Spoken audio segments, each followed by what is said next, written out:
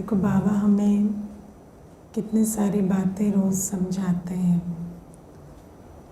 फिर हमें उसको हम सुनते हैं, फिर हमें क्या करना है, समाना है, फिर स्वरूप बनना है। जैसे हम भोजन खाते हैं, फिर पचाते हैं, फिर वो भोजन हमारी हेल्थ में या फिज़िकल फिटनेस में रिफ्लेक्ट होता है। तो ऐसे ही ज्ञान भी जो है भोजन है। हम ज्ञान सुनते हैं, लेकिन उसके बाद उसे समाना पड़े। अब जैसे भोजन अच्छा पचे, उसके लिए कहते हैं ना, चबाओ अच्छे से। तो ज्ञान की पॉइंट्स पर भी हमें मनन चिंतन भी करना पड़ेगा और उस एकांत में बैठकर उन पॉइंट्स को अंदर समाना भी पड़े, उसकी गहराई में जाकर। कई बार क्या होता है कि ज्ञान सुन रहे हैं पर समा नहीं रहे, तो क्या होता है, जैसे भोजन खाते जा रहे हैं पर पचा नहीं रहे, तो धीरे धीरे क्या होगा, भोजन से विरक्ति हो जाएगी। अब पचाना तो खुद पड़ेगा ना। दुनिया में कोई पचवाता है क्या? खिलाता है।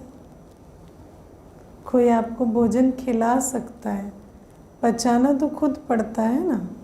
अब क्या होता है कि क्लास में ज्ञान सुनाया समझाया जाता है तो वो तो कर लेते हैं, लेकिन जो ज्ञान का मनन चिंतन करना या पॉइंट्स की गहराई में एकांत में जाना, वो कर्तव्य अपने लिए जो करना है, होमवर्क, वो तो खुद करना पड़ेगा ना।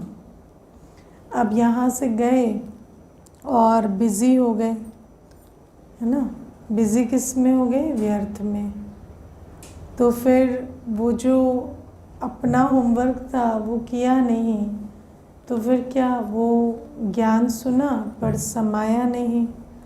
और फिर जब वो समाया हुआ होगा तो फिर उसको परिस्थितियों में या आत्माओं के संबंध संपर्क में आते कार्य में लगाएंगे। जब कार्य में लगाएंगे तो स्वरूप बनेगा, है ना। तो इसीलिए ज्ञान सुनने के साथ समाना और फिर स्वरूप बनना बहुत आवश्यक है। क्योंकि कई बार क्या होता है कि ज्ञान अनेक वर्षों तक सुन रहे हैं, लेकिन न समा रहे हैं, न स्वरूप बन रहे हैं, तो ज्ञान को ही क्वेश्चन करना फिर शुरू कर देंगे कि ये कहते तो हैं पर ये हो नहीं सकता। क्यों कह रहे हैं? क्योंकि उसको जो है ना अनेकों ने किया, तो फिर हमें क्यों क्वेश्चन उठता है ये हो नहीं सकता? क्योंकि वो जो विधि है वो हमने अपनाई नहीं।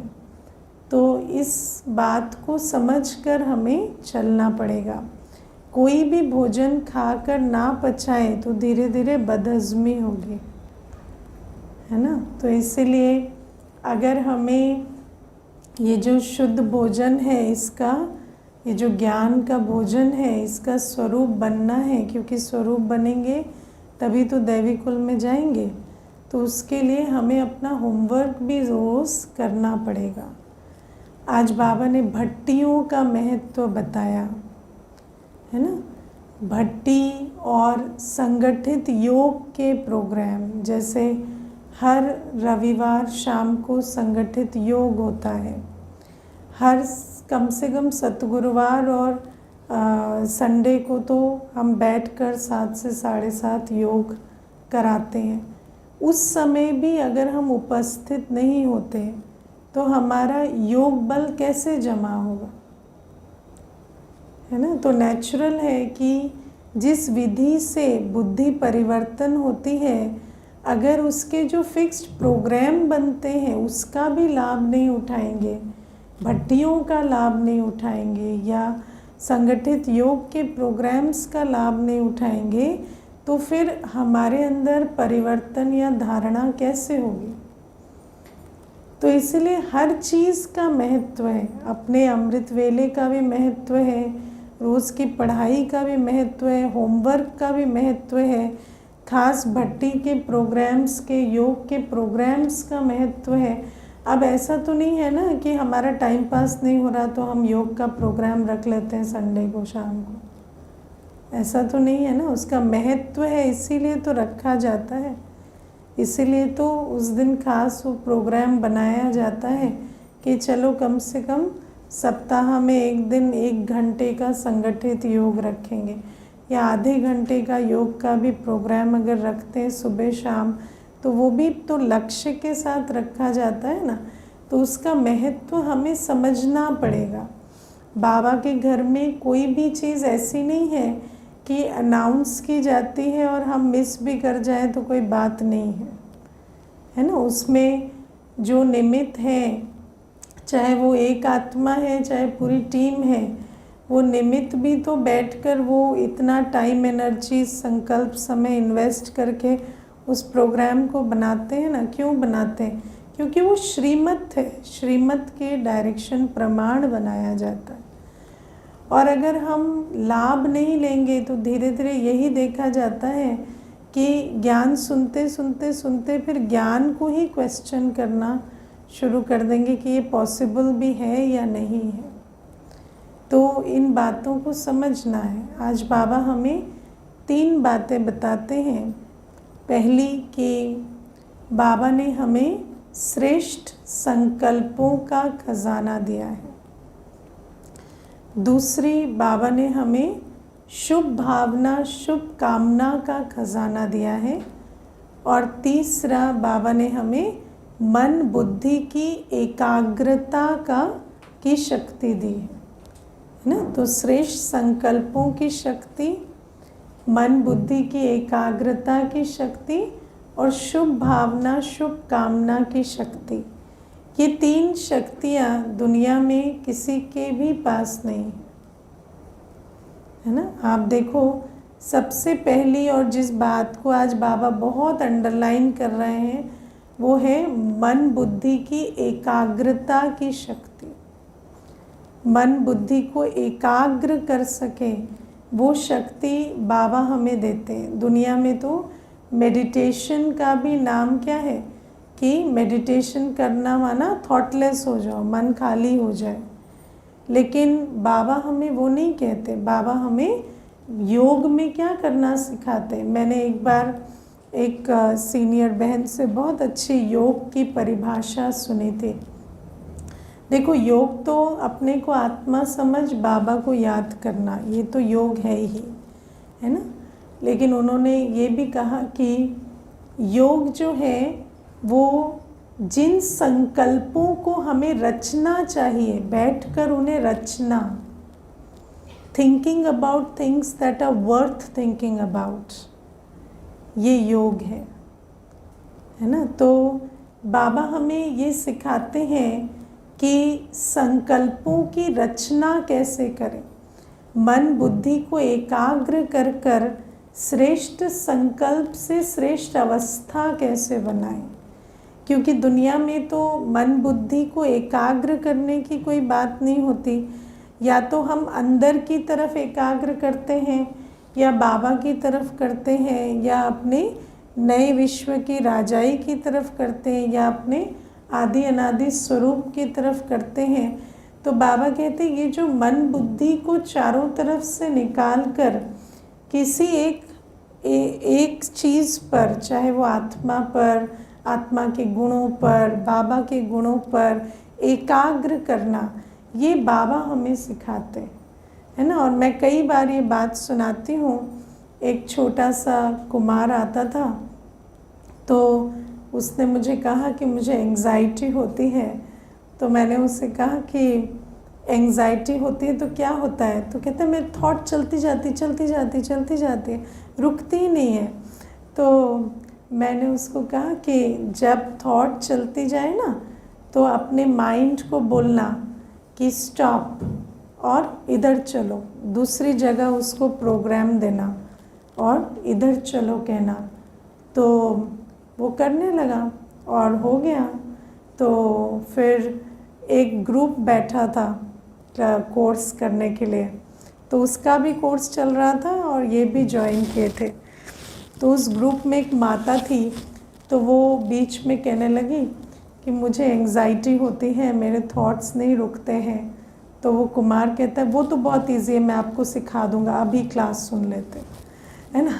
क्योंकि उसको अनुभव हो गया कि मन और बुद्धि जो है उसको जहाँ भी चाहे एक तरफ से मोड़ के दूसरी तरफ लगा सकते हैं। अब क्या है, देखो जिसको जितना निश्चय होता है, क्योंकि जो बच्चे होते हैं वो बहुत निश्चय बुद्धि होते हैं, है ना, उनके अंदर फेथ बहुत होता है, क्योंकि वो अभी तक दुनियावी छल कपट धोखा नहीं देखे होते ना, तो उनके अंदर बहुत फेथ होता है। तो उसने तो उस फेथ से उस बात को धारण कर लिया। लेकिन जब हम एक आयु में आ जाते हैं और फिर यही बात हमें सुनाई जाती है, तो थोड़ा समय लगता है इसके अनुभवी बनने के लिए, क्योंकि हमारे अंदर निश्चय बुद्धि नहीं होती है। हमारी जो बुद्धि की क्वालिटी है वो संशय बुद्धि होती है ना। हर चीज़ को डाउट करना, इसमें कोई प्रॉब्लम तो नहीं है, बुराई तो नहीं है, वो पहले सोचते हैं, है ना। जैसे किसी को कोई चीज़ भी देंगे तो पहले क्या सोचते हैं, है ना, ये क्यों दे रहे हैं, कोई इसके पीछे गलत कारण तो नहीं है। तो ये संशय बुद्धि के साथ जब हम आते हैं तो उस समय पर थोड़ा टाइम लगता है इन बातों को एक्सपेरिमेंट करने के लिए, एक्सपीरियंस करने के लिए। लेकिन हर ब्राह्मण बच्चा अगर टिके हैं, बने हैं, तो ज़रूर है कि एक्सपेरिमेंट भी किया है और एक्सपीरियंस भी किया है। तो बाबा हमें कहते हैं कि मन बुद्धि की एकाग्रता, ये बाबा हमें सिखाते हैं कि मन बुद्धि को हम जब चाहें, जहाँ चाहें, जितने समय के लिए चाहें एकाग्र कर सकते हैं। लेकिन कर कौन सकेगा, जो करेगा है ना। जितना हम बैठकर उसका अभ्यास करते हैं तो वो मन बुद्धि की एकाग्रता आती जाती है ना। और कोई भी अभ्यास कब किया जाता है, देखो एक योद्धा है, उसको बैटलफील्ड में लड़ना है, तो अभ्यास कब करेगा, युद्ध के समय, जब युद्ध नहीं है। तो ऐसे ही हमारी युद्ध कितने बजे शुरू होती है, युद्ध 5 बजे 6 बजे।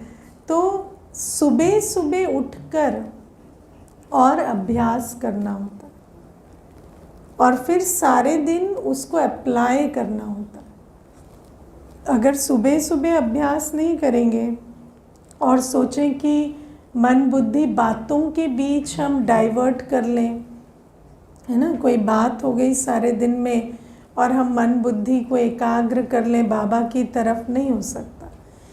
जब कोई बात नहीं है, कोई चैलेंज नहीं है, कोई परिस्थिति नहीं है, उस समय हमें अभ्यास करना होता है।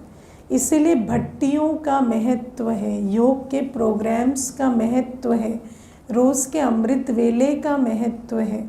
जब बैठकर मन बुद्धि को चारों तरफ से हटाकर अपने स्व पर, अपने गुणों पर, बाबा के स्वरूप पर, बाबा के गुणों के सागर स्वरूप पर जब एकाग्र करें और उसे अनुभव करें, तब जाकर ये मन बुद्धि एकाग्र करने की शक्ति हमारे अंदर आती है। और concentration is a very important part of spirituality. अगर हमें, आप आज एक छोटी सी बात देखो, मुरली भी हम सुनते हैं, एक होता है ऐसे ही सुन ली, या पढ़ी भी तो ऐसे ही पढ़ ली, एक होती है एकाग्रता से पढ़ी। आप जब एकाग्रता से मुरली पढ़ते हैं तो आपको कितनी पॉइंट्स मुरली में नज़र आती हैं, कितने रतन मिलते हैं आपको, है ना। और अगर वही मुरली आपने ऐसे चलते फिरते पढ़ ली तो कुछ भी आपको उसमें रिटेन नहीं होता। तो कोई भी आध्यात्मिक राह में, स्पिरिचुअलिटी में एकाग्रता एक मूल शक्ति है। एकाग्रता के बिना हम ना मुरली को धारण कर सकते हैं, क्योंकि मुरली में नई बातें हैं, नया ज्ञान है, और उस पर, वो नए ज्ञान पर ध्यान भी कब जाएगा, जब एकाग्र होकर सुनेंगे, है ना। कई बार तो हमें ऐसा लगता है बाबा वही बता रहा है जो हमें वैसे भी पता है, वैसे पता है, वो नहीं बता रहा है। बहुत सारी बातें बाबा बता रहा है ना। जैसे कल बाबा ने कहा कि मुफ्त बड़ाई नहीं करनी चाहिए, है ना। कितनी नई बात है ये, है ना। कभी ऐसा सुना था? भगवान कहता है ना। तो दुनिया में तो आजकल उल्टा ही कहते हैं। या आप सोचो, हर एक बात, अगर आप बड़ी बातें लो, छोटी बातें लो, बाबा कल सरलता के बारे में कितनी सुंदर बात कहते हैं कि सरलता का गुण बहुत कम में है। और सरलता की परिभाषा क्या है? सिर्फ याद और सेवा की जीवन है। सेवा के सिवाय हमारी बुद्धि और कहीं चलती नहीं है। चलती है बुद्धि, लेकिन सिर्फ सेवा में चलती है ना। कई बार ऐसा होता है, देखते हैं कि बुद्धि बहुत चलती है, सिर्फ सेवा में नहीं चलती, है ना। तो वो क्या है? वो विस्तार की बुद्धि है। विस्तार की बुद्धि जब होगी तो सेवा में बुद्धि काम नहीं करेगी, बाकी हर जगह बुद्धि बहुत काम करेगी, क्योंकि जो परेशानी है वो भी तो बुद्धि के कमाल से आ रही है ना। तो हर जगह काम कर रही है बुद्धि, पर सेवा में नहीं कर रही।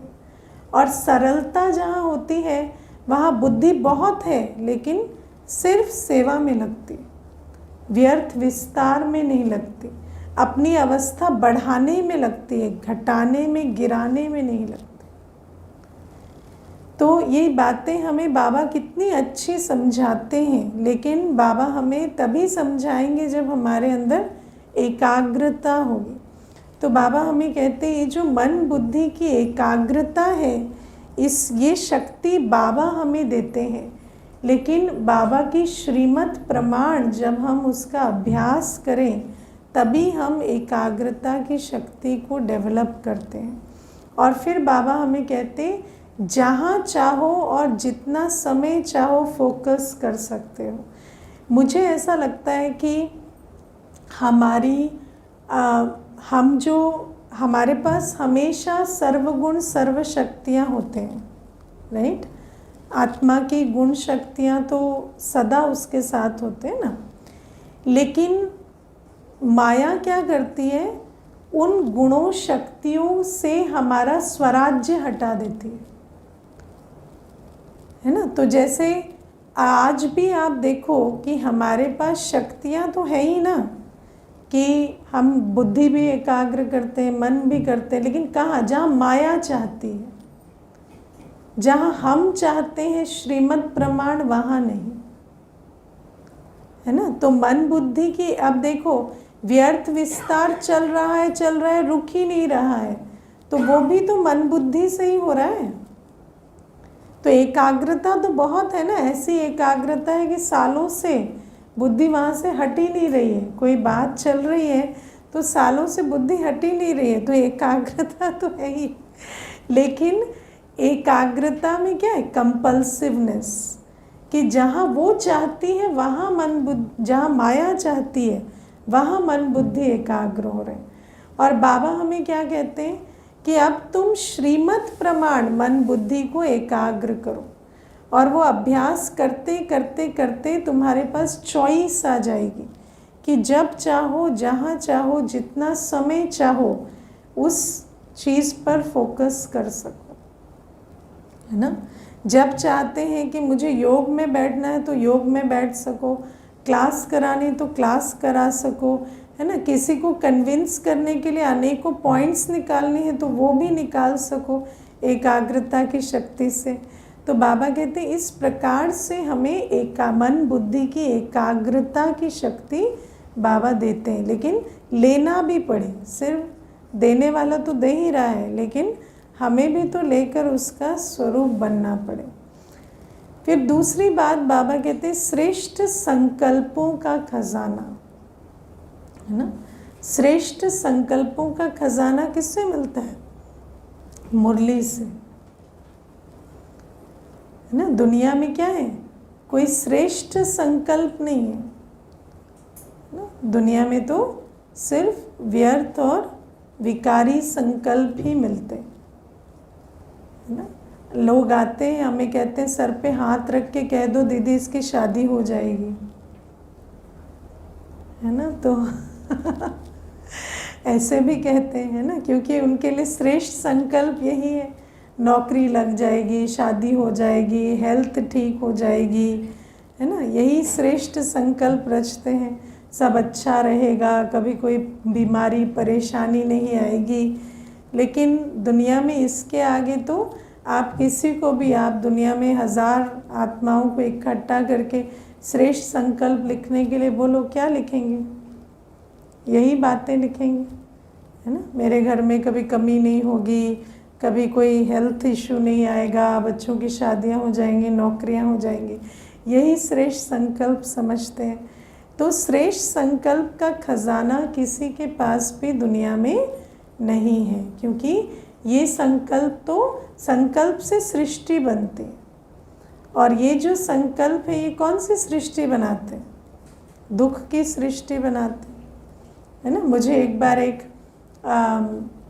बहन बहुत अच्छी बात पूछती थी, कहती कि कोई बहुत अच्छी पार्टीज़ देता है तो उसे नहीं कहना चाहिए कि आप जैसी पार्टीज़ देते हो कोई नहीं देता, है ना। तो बहुत अच्छा, ये तो कॉम्प्लीमेंट है ना, ये देना चाहिए। तो मैंने उसको कहा आपने उसको कॉम्प्लीमेंट दे के क्या किया, सुखी किया दुखी किया? तो कहती बहुत सुखी हुए ना, वो तो खुश हुए कि। तो मैंने कहा उसको तो आपने फंसा दिया ना, कि वो सारी ज़िंदगी अच्छी पार्टीज़ देनी है उनको और हर दिन उनको चेक करना है कि मैं वो आत्मा हूँ या नहीं, जिसके लिए ये बात आज भी लागू होती है ना। तो ये जो चीज़ें हैं, ये है ना, ऐसा हो जाए वैसा हो जाए, ये अच्छा हो जाए, वो तो कभी श्रेष्ठ हो ही नहीं सकता ना, उसमें तो हमेशा कमी पेशी रहेगी। इकोनॉमिक्स का तो पहला प्रिंसिपल ही ये है, demands are unlimited, resources are limited, है ना। मनुष्य की इच्छाएं जैसा वो चाहता है वैसे इस दुनिया में पूरी नहीं हो सकती। तो अगर हम श्रेष्ठ संकल्प के नाम पर इच्छा पूर्ति के संकल्प ले रहे हैं, तो संकल्प सिर्फ हमें दुखी करेंगे, क्योंकि सर्व भौतिक इच्छाएं तो आज पूरी नहीं हो सकती, सैद्धांतिक रूप से ही नहीं हो सकती ना, ये लॉ नहीं है तो बाबा हमें कहते हैं कि श्रेष्ठ संकल्प क्या होते हैं। तो बाबा हमें श्रेष्ठ संकल्प रचना सिखाते हैं। क्या है श्रेष्ठ संकल्प? मैं एक आत्मा हूँ, मैं देह से न्यारी हूँ, मुझ पर कर्मेंद्रियों का कोई प्रभाव नहीं है, मैं कर्मेंद्रिय जीत हूँ, मैं माया जीत हूँ, मैं निर्भय हूँ, अविनाशी हूँ, मैं सदा सुख स्वरूप शांत स्वरूप हूँ, मैं परमात्मा संतान हूँ, मेरा पिता पतित पावन है, मैं भी पावन बनाने वाली आत्मा है ना। ड्रामा कल्याणकारी है, आदि से अंत तक ड्रामा मेरे लिए कल्याण का ही बना है ना। कोई भी सीन में हमें फेथ होना चाहिए कि इस सीन में कल्याण है। जब कोई सीन सामने आती है तो आपको कल्याण नज़र आता है या नुकसान नज़र आता है ना। देखो ये सब बातें प्रैक्टिकल है ना। जब कोई बात होती है तो उसमें कल्याण नज़र नहीं आता, लेकिन फेथ रखना होता है कि कल्याण है, तब आप वो कल्याण देखेंगे समझ में आएगा आज नहीं तो कल कि क्या कल्याण समाया था। तो बाबा हमें कहते हैं ये श्रेष्ठ संकल्प है, लेकिन इस श्रेष्ठ संकल्पों का भी स्वरूप बनना पड़े। एक एक संकल्प में जब हम स्थित होते हैं, मैं आत्मा न्यारी हूँ, है ना, कर्मेंद्रिय जीत हूँ, आँखों से देख रही हूँ, पर संकल्प मैं वो रचती हूँ जो मेरी इच्छा है। आँख कान नाक मुख त्वचा ये देह, ये मुझे आकर्षण नहीं करती, है ना आकर्षण में ना विकर्षण में मैं फंसती हूँ, मैं न्यारी हूँ। इसको इस श्रेष्ठ संकल्प को लेकर इसका स्वरूप बनना पड़े। श्रेष्ठ संकल्प क्यों कहते हैं इसे? बाबा ने कहा ना, ये संकल्प नशा, खुशी और शक्ति जागृत करते। आत्मा के अंदर जो शक्तियाँ समाई हुई हैं या बाबा का वर्षा जो शक्तियाँ हैं, वो शक्तियाँ हमारे अंदर जागृत होती हैं जब हम अपने को इन श्रेष्ठ संकल्पों में स्थित करते हैं। मुझे याद है आज जब मैं मुरली सुन रही थी तो ऐसा बाबा ने कहा ना, बहुत खुशी होती है श्रेष्ठ संकल्पों से। मुझे याद है जब मैंने पहली बार बहुत देर तक इसका अभ्यास किया कि मैं एक आत्मा हूँ और मैं एक्चुअली फ्री हूँ। मुझे कोई परिस्थिति या कोई भी व्यवहार या कोई भी आत्मा मुझे तंग नहीं कर सकती। तो मुझे इतनी खुशी हुई, मैं आपको बता नहीं सकती। वो फ्रीडम की जो हैप्पीनेस है, आज भी मैं जब याद करती हूँ मुझे अभी भी गूज़बम्स हो जाता है ना। तो आप सोचो कि जब आप एक भी श्रेष्ठ संकल्प को लेकर बैठते हैं और उसका स्वरूप बनते हैं तो आपको कितनी खुशी होती है। मुझे याद है उस दिन वो रियलाइजेशन भी मुझे झाड़ू लगाते लगाते हुई थी। मैं सेंटर सफाई कर रही थी और जब सफाई करते करते मैं बस संकल्प चला रही थी कि एक्चुअली तो देह और देह की दुनिया से मैं बिल्कुल न्यारी हूँ और मेरी अपनी अवस्था तो सुख की है। तो उसको करते करते बाय द टाइम वो झाड़ू ख़त्म हुई, मुझे इतनी खुशी हुई कि बात मत पूछो। तो बाबा हमें कहते हैं एक एक संकल्प जो ज्ञान के आधार से बाबा हमें देते हैं, उन संकल्पों को हम मनन चिंतन करें, उन संकल्पों में स्थित हों तो हमें कितना नशा, खुशी और शक्ति का अनुभव हो, है ना। आप सोचो, आप एक सिचुएशन में हैं जहाँ पर आपके सभी विरुद्ध हैं, ठीक है, लेकिन आपको ये संकल्प, आपने श्रेष्ठ संकल्प रचा कि मैं स्नेह स्वरूप हूँ, मैं स्नेह स्वरूप आत्मा हूँ और मेरे पास कैपेसिटी है कि कोई कैसा भी हो मैं स्नेह स्वरूप हो सकती हूँ। आपको सडनली ऐसा लगेगा कि सिचुएशन इज़ पावरलेस। आपको इतना कॉन्फिडेंस आएगा कि एक कैसी भी सिचुएशन में उस बात से अनअफेक्टेड रह के मैं परिवर्तन भी कर सकती, क्योंकि मेरे पास वो कैपेसिटी है ना। आग को कौन परिवर्तन करता है? पानी। तो अगर कोई विरोधी है, कैसा भी है, आप स्नेह स्वरूप हैं, है ना। आपको डर किस बात से लगता है? दूसरे से या खुद से? डर हमेशा खुद से लगता है कि हम हर्ट होंगे, हमें दुख होगा, हम हैंडल नहीं कर पाएंगे। लेकिन जब आप श्रेष्ठ संकल्प में शक्तिशाली रहते हैं तो आपका भय खत्म हो जाता है, क्योंकि आप इस बात से और डरते नहीं हैं कि सिचुएशन इतनी पावरफुल है कि मुझे तंग कर सकती है या मेरा बिहेवियर या मेरे संकल्प कमज़ोर कर सकती है या मेरी भावना को ख़राब कर सकती है। तो फिर आपको किसी भी बात में और, है ना, वो फियर या स्ट्रेस या कोई ऐसी फीलिंग नहीं आती, है ना। तो बाबा हमें कहते हैं, आप सोचो सारे दिन हम सोचें वो ऐसा है, वो ऐसा करता है, वो ऐसा बोलता है, लेकिन आप कितनी बार सोचते हो मैं कौन हूँ, मैं कैसे हूँ। अब वो ऐसा है, वो ऐसा बोलता है, वो ऐसा करता है, तो किसको अटेंशन दे रहे हैं? उसको। तो शक्ति किसकी बढ़ा रहे हैं? उसकी ना। और वो आपको तंग करने वाला है, अपने तंग करने वाले की शक्ति बढ़ाओगे तो तंग ही करेगा ना। तो आपको किन संकल्पों को रचना है? मैं कौन हूँ, मेरी क्वालिटी क्या है। वो नाराज़ होने वाला है, हम तो प्यार करने वाले हैं ना, है ना। उसकी नाराज़गी की वाइब्रेशन मुझे क्यों मिलेगी? मानो आप ऊपर से भी जाके किसी को नहीं कह रहे, पर उस आपका स्नेह की वाइब्रेशन तो उसकी नाराज़गी की वाइब्रेशन को ब्लॉक कर देगी ना। आप तो फील नहीं करेंगे ना। कोई नाराज़ हो भी आपको पता नहीं चलना चाहिए।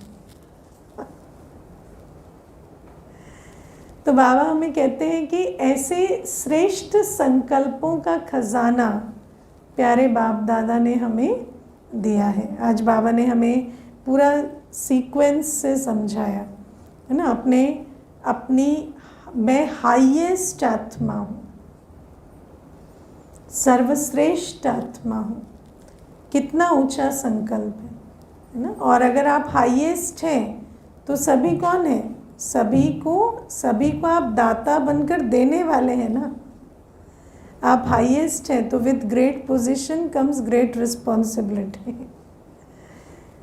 है ना। तो आप दाता बन गए।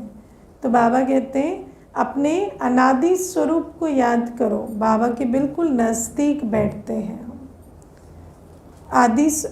आप अगर ये मैंने कल ये जो फर्स्ट पैराग्राफ है मुरली का, उसको मैंने 15 मिनट लगाकर धीरे धीरे सिर्फ पढ़ा ना, जैसे कमेंट्री पढ़ते हैं ना, ऐसे फर्स्ट पैराग्राफ जो मुरली का है आज, हाईएस्ट हम किस प्रकार से हैं, उसको वो रस लेके पढ़ा तो उस पढ़ने में ही नशा चढ़ गया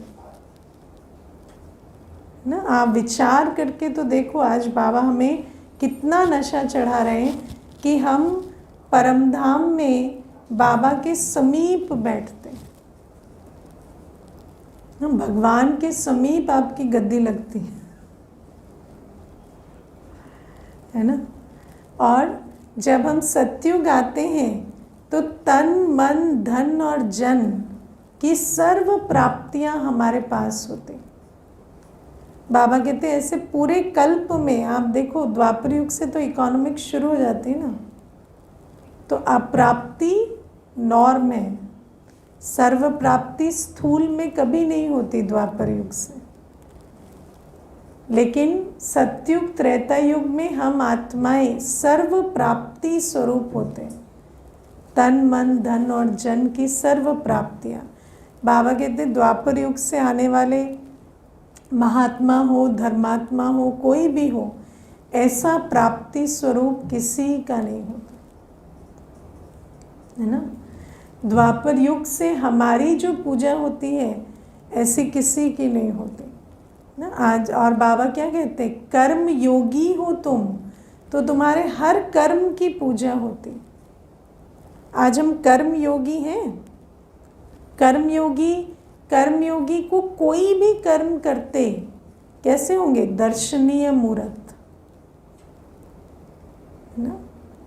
मुझे याद है एक बार कोई एक हम से सफाई के कारण काम करते, बर्तन धो रहे थे, तो उस टाइम पर एक कोई किसी को लेकर आए, है ना, एक भाई दूसरे नए किसी को लेकर आए। तो वो फिर एक बहन भी थी साथ में। तो वो बहन जो थी वो मुझे कहती है कि दीदी अभी तो आप चेंज करके आओगे ना, तो फिर टाइम लगेगा, तो उनको थोड़ा बिठा देते हैं। तो मैंने कहा नहीं, चेंज करने की कोई बात नहीं है, तो थोड़ा बहुत है ना, थोड़ा ऐसा हो गया है, लेकिन कोई बात नहीं, चलता है। तो उनको लगा कि ऐसे शायद नहीं मिल सकते हैं है ना, क्योंकि मनुष्य को क्या लगता है कि जो हमारी जो योगी जीवन है वो कर्म योगी जीवन नहीं है। हम ऐसे हमेशा है ना सजे सजाए योगी स्वरूप में दिखने चाहिए। तो फिर उन्होंने जब जो नए थे उनके साथ बात कर रही थी, तो उन्होंने कहा कि आपका योग कैसा है, क्या योग सिखाते हैं क्या। तो मैंने उनको यही समझाया कि हमारा कर्म योग है। जैसे अभी आप देखो, आप आए तो हम सेवा करते हुए ही आपसे मिलने आए, तो ऐसे ही आप सब कुछ करते योगी अवस्था में रह सकते। तो वो भी कहते हैं हाँ, लेकिन जैसे हम लोग तो काम करते हैं तो उस जोन में ही नहीं रहते ना, लेकिन आप लोग हमेशा उस जोन में रह पाते हैं। अभी आप ज्ञान भी सुना पा रहे हैं, हम तो नहीं सुना सकते ऐसे काम करते हुए। तो हमने कहा नहीं, ये हमारी ट्रेनिंग है, ये हमें बाबा सिखाता है। तो आप सोचो कि कर्म योगी जीवन जो है, उसी कारण से तो आज हर एक कर्म का गायन होता है। अब आप सोचो, ये तो ठीक है कि भोजन बना रहे हैं या कोई सेवा कर रहे हैं, लेकिन सोते उठते भी आपको कोई देखे, क्या आपका सोना दर्शनीय मूर्त है? क्या आपका उठना दर्शनीय मूर्त है? भोजन करना दर्शनीय मूर्त है। भगवान को भोग लगता है तो अनेक देखने आते हैं उस समय कि भगवान को भोग स्वीकार कराया जा रहा है। तो क्या हम उतनी दिव्यता से हमारा भोजन करना होता है ना? सोना उठना कैसा है?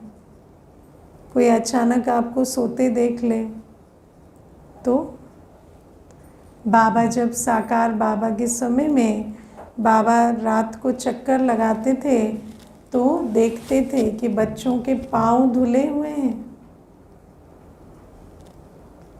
है ना? और बाबा कहते थे इन चरणों का चरणामृत बनता है।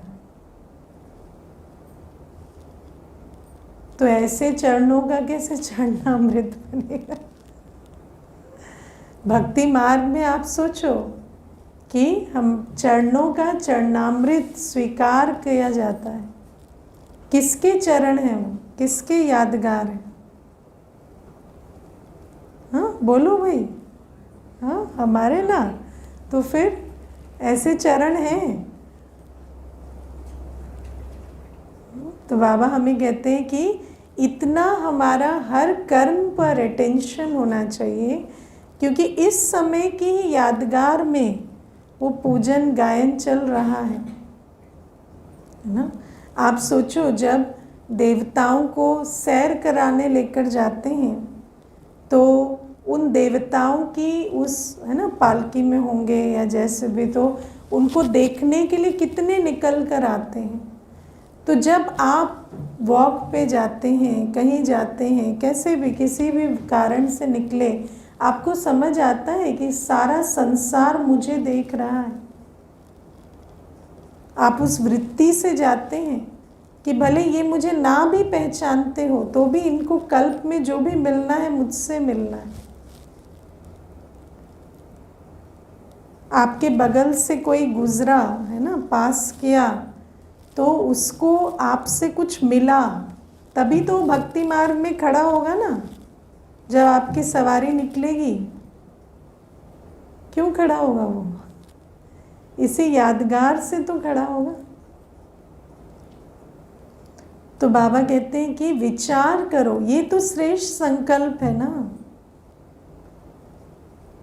कि आज जड़ चित्रों का जिस प्रकार विधिवत पूजन हो रहा है वो मेरे यादगार चित्र हैं। और अपने कर्मों को देखना कि क्या मेरे कर्मयोगी जीवन का हर कर्म ऐसा विधिवत है ना? तो और फिर बाबा हमें कहते इस समय पर बाप, टीचर, सतगुरु बन स्वयं बाबा, परम पिता, परमात्मा हमारी पालना करते है ना। तो हर संबंध से जब हम स्मृति स्वरूप बने कि मेरा बाप कौन है, मुझे पढ़ाने वाला, पद देने वाला, बाप के रूप में वर्षा देने वाला कौन है, या मुझे वरदान देने वाला कौन है, मुझे मुक्ति, जीवन मुक्ति में ले जाने वाला कौन है। तो बाबा कहते स्मृति से शक्ति, खुशी आएगी। आप सोचो, अगर 10 मिनट ये बैठकर सोचने से इतनी शक्ति आती है, तो सारे दिन अगर इन संकल्पों में रहें तो स्वरूप कैसा बनेगा। पर बहुत बिजी है ना हम। किस में बिजी हैं? हाँ, आज शाम को नहीं आए हो ना योग में, ठीक है? सभी को योग में आना। कहाँ रच रहे हो श्रेष्ठ संकल्प? योग में तो आगे बैठते नहीं हो, है ना। और तीसरी चीज़ बाबा कहते हैं शुभ भावना, शुभ कामना की शक्ति, है ना। दुनिया में तो आप देखो शुभ भावना, शुभ कामना का कॉन्सेप्ट ही नहीं है ना। देख, जब वो जो निर्भया केस हुआ था, तब हमने कहा कि हर आत्मा को शुभ भावना, शुभ कामना देनी चाहिए। तो कितना क्रोध, आक्रोश उसके लिए कि ऐसा कह भी कैसे सकते हैं कि ये, है ना, एक मोलेस्टर के लिए शुभ भावना, शुभ कामना होनी चाहिए, है ना। जानकी दादी जी कहती थी कि जब कोई टेररिस्ट अटैक हो गया तो सिर्फ विक्टिम को आपने शुभ भावना, शुभ कामना दी कि टेररिस्ट को भी दी, है ना। तो बाबा हमें क्या सिखाता है? हर एक के लिए शुभ भावना, शुभ कामना। दुनिया में कोई कहता है ऐसा कि हर एक के लिए शुभ भावना, शुभ कामना, है ना। भाई वो सुनाते हैं ना, कोई मुझे याद नहीं, 5 केसेस बताते हैं। एक टेररिस्ट है, एक विक्टिम है, एक गरीब है, एक अमीर है ना, एक पंडित है, एक अनपढ़ है। तो सबके लिए सेम वृत्ति रख पाते हो, है ना। एक बीमार है, एक स्वस्थ है, सबके लिए सेम वृत्ति रख पाते हो कि बीमार को बीमार देखते हो, स्वस्थ को स्वस्थ देखते हो, है ना। विद्वान को विद्वान देखते हो, उसको देखते हो तो सोचते हो तो मूर्ख है। तो ये जो शुभ भावना, शुभ कामना हर एक के लिए, ये बहुत बड़ी चीज़ है जो बाबा हमें देते हैं, है ना। और ये शुभ भावना, शुभ कामना कैसे आती है? आत्मिक दृष्टि से। जब आप देह देखते हैं, कर्म देखते हैं, कॉन्टेक्स्ट देखते हैं देह का, तो कभी शुभ भावना, शुभ कामना नहीं हो सकती। देहाभिमान में तो हमेशा ही कुछ न कुछ दुर्भावना मिक्स होती। लेकिन बाबा हमें आत्मा देखकर सर्व के लिए, क्योंकि हर, बाबा ने हमें बताया ना, weak souls perform bad actions. कोई भी बुरा कर्म कर रहा है तो आत्मा कैसे कमज़ोर है, तो उसे क्या चाहिए? उसे आपकी डांट नहीं चाहिए, मार नहीं चाहिए, उसको आपकी शुभ भावना, शुभ कामना चाहिए। तो बाबा हमें आज खास पूछते हैं मुरली में, क्या शुभ भावना, शुभ कामना की शक्ति को यूज़ करते हो, है ना। क्योंकि शुभ भावना, शुभ कामना तो बहुत परिवर्तन करने वाली शक्ति, लेकिन अगर हम जजमेंटल हैं, judgmental is a very strong sanskar, और हमें पता भी नहीं होता हम कितने लेवल्स पे जजमेंटल होते हैं, है ना। तो उसका ऑपोजिट सर्व के लिए शुभ भावना, शुभ कामना रखना। तो बाबा कहते क्या उस शक्ति को यूज़ करते हो?